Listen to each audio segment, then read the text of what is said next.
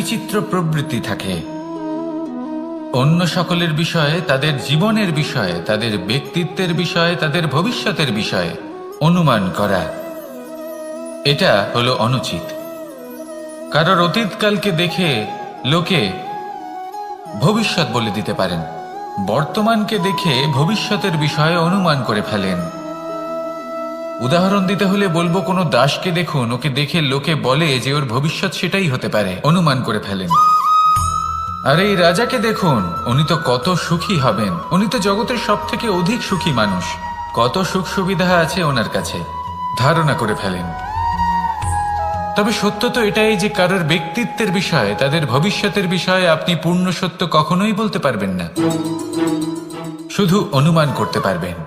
আর এই অনুমান করে সত্যি কোনো লাভ হয় না, কারণ এই কাল সেটা হলো অত্যন্ত শক্তিশালী। কালো থেকে কালোতর কয়লাকেও হিরেতে পরিণত করতে পারে, অনেক বড় বড় রাজাকেও বিদূষক বানিয়ে ফেলতে পারে এক মুহূর্তেই। তাহলে আপনি অনুমান করে কি লাভ? কি পেলেন অনুমান করে? সেই জন্য কারোর বিষয়ে কোনো অনুমান করবেন না, তার ভবিষ্যতের বিষয়ে অনুমান করতে যাবেন না, কারোর বিষয়ে কোনো ধারণা করে নেবেন না। কিছু করতে হলে ভালোবাসুন, সবার মধ্যে ভালোবাসা ছড়ান, সবার মধ্যে ধন্যাত্মক ভাব ছড়ান। এই মন প্রসন্ন হয়ে বলবে, রাধা রাধা।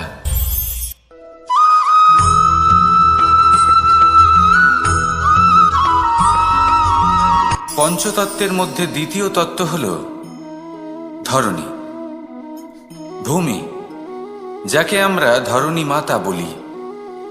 এই ধরণী ধৈর্য ধারণ করে, আর এর ওপরেই আমাদের সমগ্র সংসার নির্ভরশীল।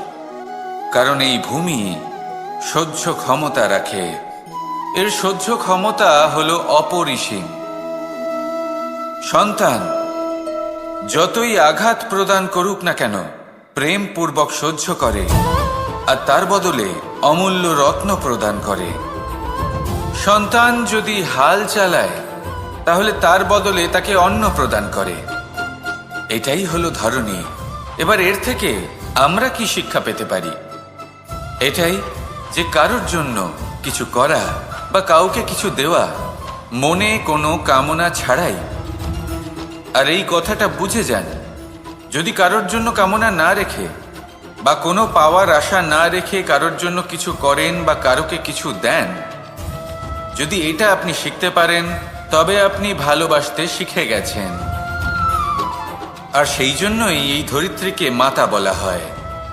কারণ মাতা শুধু উনি নন যিনি গর্ভে সন্তানকে ধারণ করেন, মাতা তো উনিও যিনি জীবন বাঁচতে শেখান, যিনি জীবন বাঁচার উদাহরণ প্রদান করেন। তাহলে ধরণীর থেকে এই নিঃস্বার্থ ভাব শিখুন, নিঃস্বার্থ ভালোবাসা শিখুন, আর এই ভালোবাসার সাথেই বলুন, রাধা রাধা।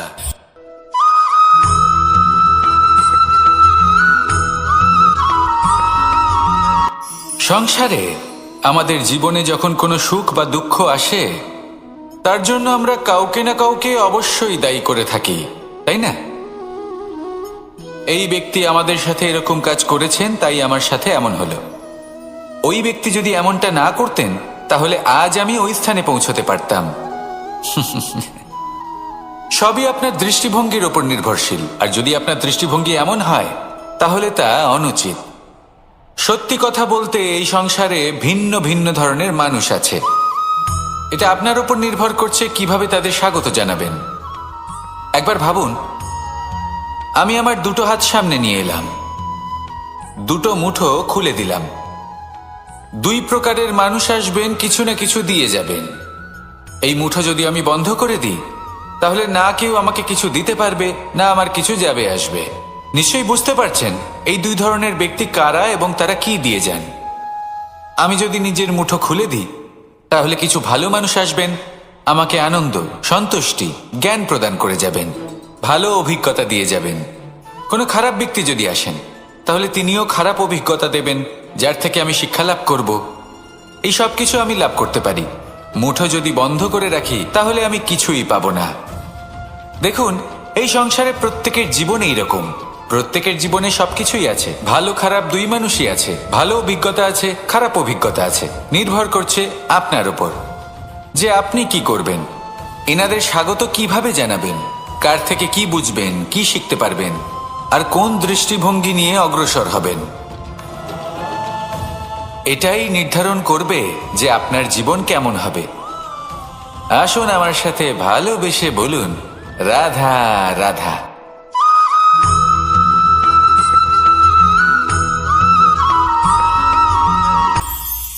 এটা হলো ধান গাছ। এর থেকে যে চাল উৎপন্ন হয় তা মানুষ গ্রহণ করেন। আর এটা কি? এ হলো জংলি ঘাস। একবার ভেবে দেখুন, যদি এই জংলি ঘাস ধান গাছের আশেপাশে থাকে তাহলে কি হবে? ধান উৎপন্ন হতে পারবে? তা উৎকৃষ্ট হতে পারবে? আমরা কি তা গ্রহণ করতে পারবো? কখনোই নয়। এই জংলি ঘাস ধানকে নষ্ট করে দেবে, কিন্তু নিজে জীবিত থাকবে। এটাই হলো আজকের শিক্ষা।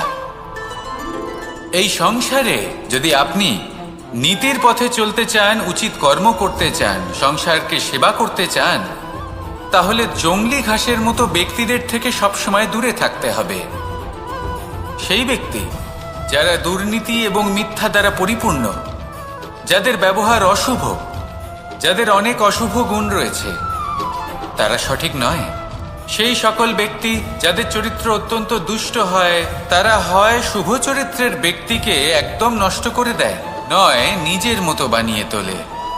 তাই যদি আপনি নীতির পথে চলতে চান, এই সংসারের জন্য শুভ কর্ম করতে চান, তাহলে সেই সঙ্গ লাভ করুন যে সঙ্গ জ্ঞানে পরিপূর্ণ, যাদের মধ্যে অনেক গুণ আছে, যাদের থেকে প্রতিদিন কিছু শিখতে পারবেন।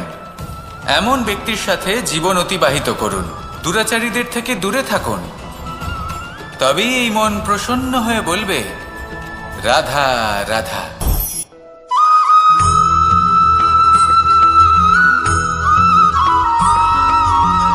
মানুষের মানসিকতা এমন হয় যে সে যতটা করে আশা করে যে তার থেকে অনেক বেশি তার বদলে সে পাবে। দেখুন, সবকিছুই আপনার ভাবনা চিন্তার উপর নির্ভর করছে। আপনি যদি ফলের বিষয়ে ভেবে কর্ম করতে থাকেন তাহলে সেটা অনুচিত। জীবনের আসল আনন্দ হলো নিজের কর্ম করতে থাকা, ফলের চিন্তা করা উচিত নয়। যদি আপনি এরকম ভাবেন যে আমি এতটা করছি, আমার এতটা পাওয়া উচিত, সেই ভাবনা অনুচিত। যদি আপনি সেবার মানসিকতা নিয়ে কর্ম করতে থাকেন, কর্মচক্রে প্রবাহিত হন, যদি আপনি এমন ভাবনা রাখেন যে আমি এতটা পাচ্ছি তাই এর থেকে অনেক বেশি আমি কর্ম করব, তাহলে নিশ্চিতরূপে আপনি যতটা করছেন তার থেকে অনেক বেশি আপনি পাবেন। আপনার আশার থেকে অনেক বেশি আপনি পাবেন। শুধু জীবনে অনেক বেশি কাজ করতে থাকুন, ফলের চিন্তা করবেন না। আর মনে রাখবেন, এই ভাবনাই সব থেকে বড় বীজ। কর্মের উপর বিশ্বাস রাখুন। জীবনে যা যা আপনি চান সবই সুখময় হবে। আসুন আর আমার সাথে ভালোবেসে বলুন, রাধা রাধা।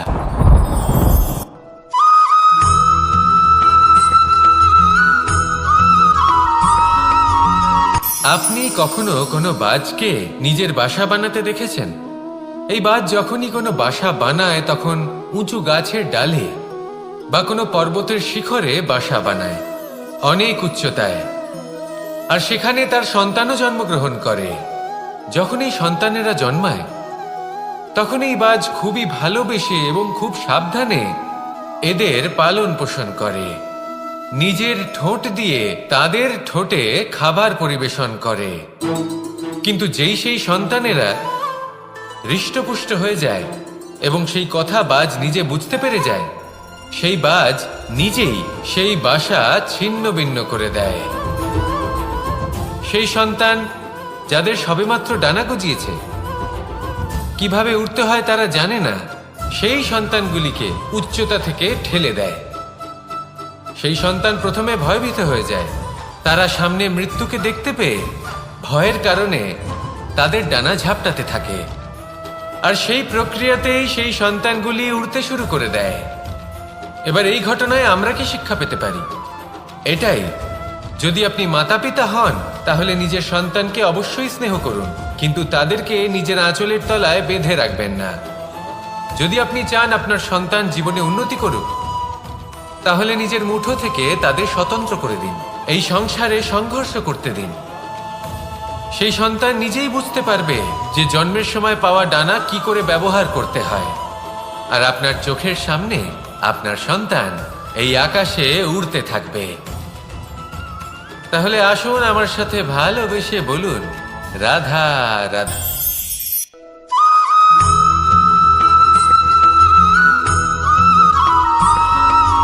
বসন্ত ঋতু, এই সময় মন আনন্দে ভরে থাকে। এমন মনে হয় যেন আমরা আকাশে বিচরণ করতে চলে যাই, কিন্তু সেটা তো সম্ভব নয়। সেই জন্য হয়তো আমরা ঘুড়ি ওড়াই, এই ঘুড়িকে নিজেদের প্রতিরূপ মনে করে। এবার অনেক মানুষ আছেন যারা ঘুড়ি ওড়ান, কিন্তু এই কর্মের সারমর্ম কি সেটা কজন বুঝতে পারেন? আপনি এটা মনে করুন যে আপনি হলেন সেই ঘুড়ি, আর এই সুতো যিনি ধরে রয়েছেন তিনি হলেন পরমাত্মা। আর এই সুতো যেখান থেকে শুরু হয় সেই লাটাই হলো আমাদের কর্মচক্র। এবার আপনি নিজেই অনুমান করুন যে এই উড়ান কার ওপর নির্ভরশীল? পরমাত্মার ওপর আর আপনার কর্মের ওপর।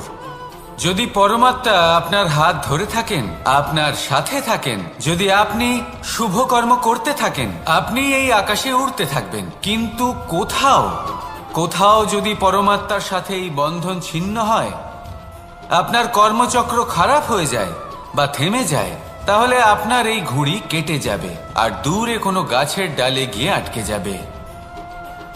তাই শুধুমাত্র ঘুড়ি ওড়াবেন না, তার থেকে শিখুন।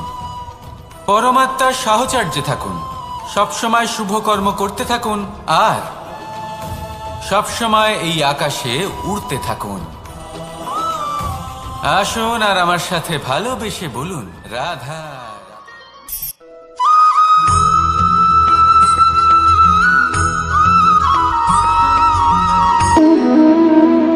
সম্পর্ক হলো আমাদের জীবনের একটি আধার। কিছু সম্পর্ক এমন যা আমরা জন্মসূত্রে লাভ করি, যেমন পরিবার, মা, বাবা। কিছু সম্পর্ক আছে যা আমরা জীবনে অর্জন করে থাকি, তা সে প্রেমের হোক, স্নেহের হোক বা বন্ধুত্বের।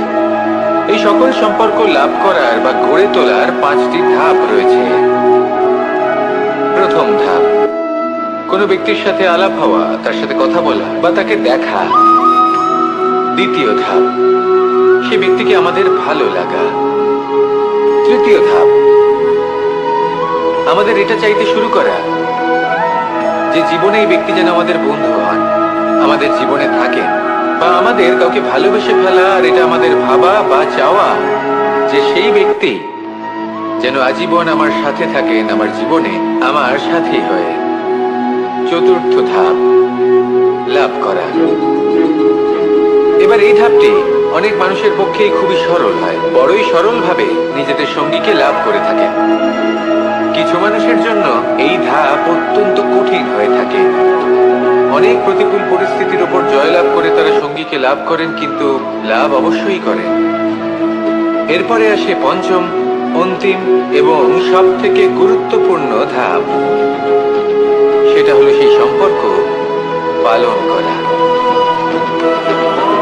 এটা হলো এমন এক বিষয় যা প্রত্যেক মানুষের শেখা উচিত। যদি ব্যক্তি নিজের জীবনে সম্পর্ক রক্ষা করতে শিখে যান, তবে প্রত্যেক সম্পর্ক তার জীবনকে স্বর্গ করে তুলবে। আসুন আর আমার সাথে ভালোবেসে বলুন, রাধা রাধা।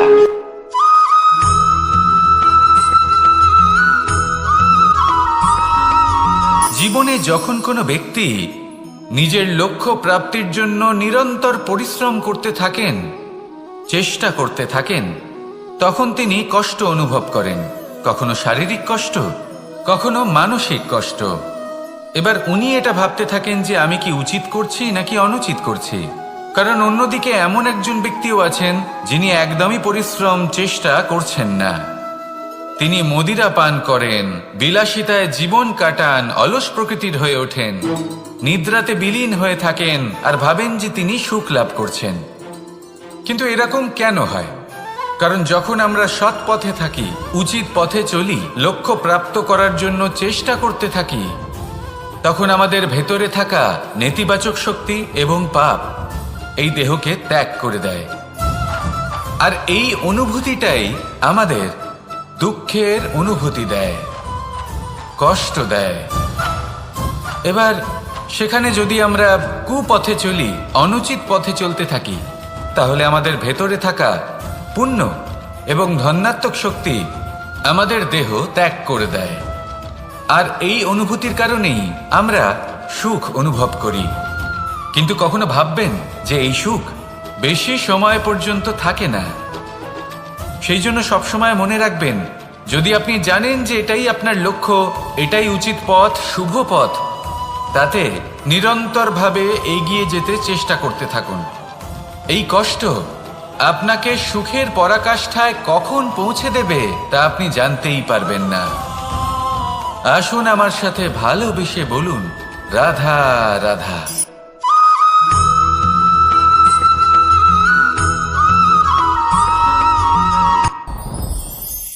সাথী। সাথী এই শব্দটির ব্যাখ্যা কে কিভাবে করে? মিত্র, সখা, বন্ধু। কিন্তু অর্থ একটাই, তিনি যিনি আপনার সঙ্গী হন আর তিনি যার সাথী আপনি হন। এবার সব থেকে বড় প্রশ্ন হলো এটাই যে তিনি কে হতে পারেন যাকে আপনি আপনার সাথী বলে মেনে নিতে পারেন, নিজের সখা, নিজের মিত্র, নিজের বন্ধু মেনে নিতে পারেন। আপনার সাথী হলেন তিনি যিনি দুঃখের সময় আপনার পাশে থাকবেন, আপনার হাত ধরে থাকবেন। আপনার সাথী হলেন তিনি যার হাত আপনি নিজের সুখের দিনে ধরে থাকবেন। সেই সাথীরই হাত ধরুন যিনি দুঃখে সবসময় আপনাকে সাহায্য করার জন্য তৎপর হয়ে থাকেন, আপনার পাশে থাকেন, আর যাকে সুখের দিনে আপনি আপনার সাথে রাখতে পারেন। আর যখন আপনার সাথে আপনার এই সাথী থাকবে, তখন আপনি এটা বুঝবেন যে যখন জীবনে দুঃখ আসে, তখন এই দুঃখ কমে যায়, সবার মধ্যে ভাগ হয়ে যায়। আর যদি তখন সুখ আসে, তাহলে সেটা সবার উপস্থিতিতে আরো বেড়ে যায়। এটাই হলো প্রেম, এটাই হলো ভালোবাসা, এটাই হলো সঙ্গ। যেমন সম্পর্ক আমার আর রাধার মাঝে। তাহলে আসুন আর আমার সাথে ভালোবেসে বলুন, রাধা রাধা।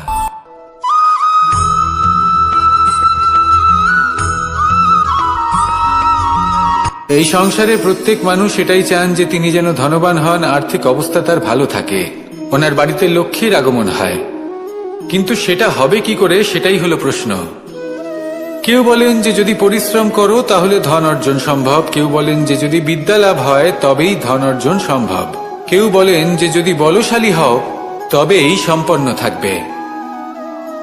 ভালো কথা, যদি তাই হয়ে থাকে, তবে দিনমজুর সারা দিন পরিশ্রম করেন, তিনি কেন ধনী হন না? অনেকজন বিদ্বান মানুষ আছেন এই সংসারে, তারা কেন ধনবান হন না? অনেক সংখ্যক বলশালী ব্যক্তি আছেন, তাদের কাছে ধন নেই কেন? তাদের কেন ধনের অভাব হয়? আবার এমনও কিছু মানুষ আছেন যারা পরিশ্রম করেন, তারা দিনমজুর, কিন্তু তারা ধন অর্জন করতে পারেন।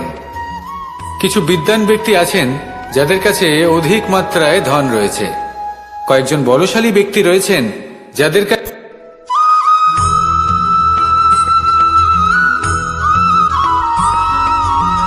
পঞ্চতত্ত্বের মধ্যে দ্বিতীয় তত্ত্ব হল ধরণী, ভূমি, যাকে আমরা ধরণী মাতা বলি।